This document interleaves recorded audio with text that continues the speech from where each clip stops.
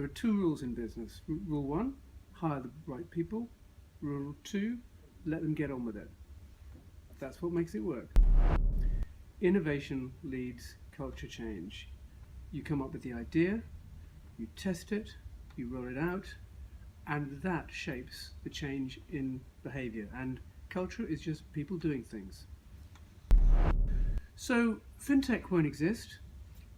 We will have financial services and we will have technology. But we'll also have loose and tight. Loose, fast-moving, rapidly developing, innovative and progressive companies. And we will have much tighter controls over security, authentication, fraud, and everything to do with regulation. The two together will make a successful industry.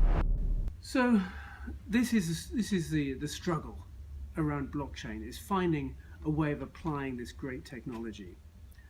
The best use case I've seen is in international trade, where there's a real problem, and that's to do with letters of credit currently delivered by professional services firms and banks, lawyers and solicitors and accountants and bankers who charge a fortune to validate a transaction.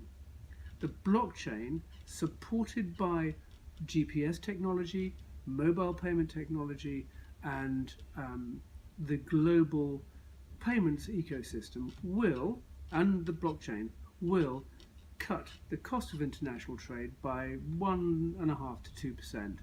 That's a huge win. That's the best use case. So if you're a big banker, it's a pain. But for most other companies, including companies that don't even exist yet because of the new models within these two sorts of regulation, it's a great opportunity. It'll be challenging, of course. All new changes are going to be challenging. But to me, I see a great opportunity for our industry to put power back into the hands of the consumer.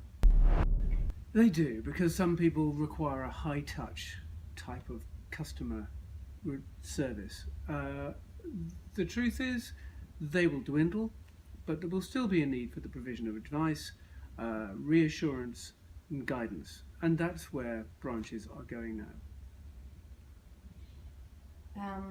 By the way, I have no idea about the answer to that question. I really don't know what's going to happen to branches. There are some people who say that for certain customer segments, particularly those least secure and least educated, branches are increasingly important, and amidst the complexity of our financial services environment, they go for the branch because it provides security and reassures them. Focus on the problem you're solving. The first thing I think of when I think of artificial intelligence is the use of data to make increasingly relevant, increasingly tailored service provision and product design for a customer based on their needs and previous behavior. I think they're more than just the future of P2P payments. I think they're going to potentially transform our industry. They're going to change the nature of the role of the schemes, for example, because if I've got a WeChat Pay app and you've got a WeChat Pay app, you might be selling me something. You might be a shopkeeper with a QR code, or you could be some sort of other service provider, or just a friend or a member of my family. I simply send you the money and it goes through the wallet that WeChat Pay have from my bank account to your bank account. Where's the scheme in there? How does MasterCard or Visa, Amex, Diners, Discover, how do they make a bean or rand? They don't make money out of this. So that's going to be a huge change. I think it's going to happen very quickly in the way in which you've got 800 million consumers in China, 400 million of which have got their banking details apportioned to, connected to this messaging app. Suddenly that changes the whole nature of how money moves. I think it's very exciting. It's also a bit scary.